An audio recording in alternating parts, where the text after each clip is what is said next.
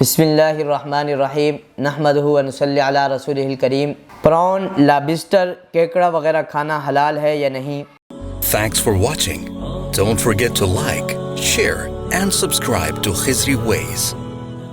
سمندری حیوانات جانوروں میں سے صرف مچھلی ہی حلال ہے، باقی مچھلی کے علاوہ پرون، جھینگا، اس کا حکم یہ ہے کہ اس کے اندر علماء کا اختلاف ہے۔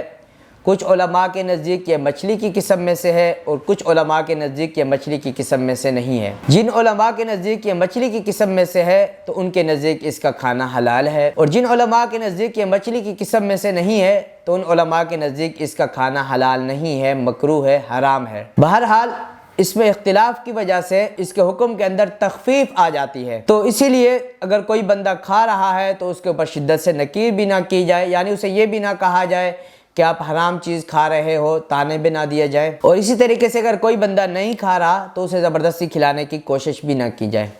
بہرحال اس سے بچنا بہتر ہے، کیونکہ اگر ایک چیز حلال ہے آپ نے نہیں کھائی تو اس میں کوئی مسئلہ نہیں ہے، اگر حرام ہوئی، مکروہ ہوئی، آپ نے کھایا تو آپ گناہگار ہوں گے۔ اور جہاں تک بات رہی لابسٹر، کریب کی، کیکڑے کی، تو اس کا حکم یہ ہے کہ یہ بالاتفاق حرام ہے، اس کا کھانا بھی حرام ہے، اس کا سوپ پینا بھی حرام ہے، اسی طریقے سے اس کا بیچنا بھی حرام ہے، اس کا سوپ بیچنا بھی حرام ہے۔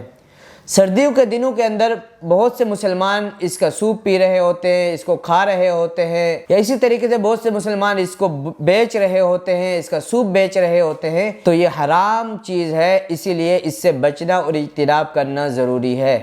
Thanks for watching. Don't forget to like, share and subscribe to Khizri Ways.